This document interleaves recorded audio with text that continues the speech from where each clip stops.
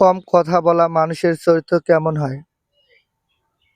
Number 1, তারা অনেক ধৈর্যশীল হয়।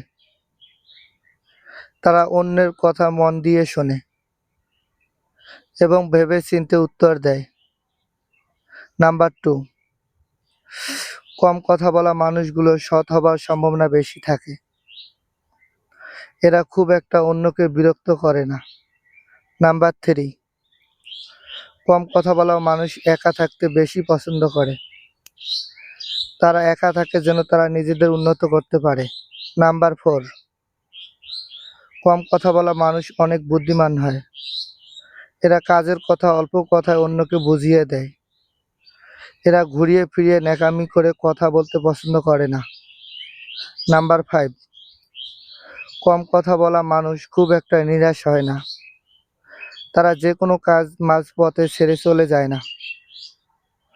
ধৈর্যের সাথে সেই কাজটি সম্পন্ন করার চেষ্টা করে।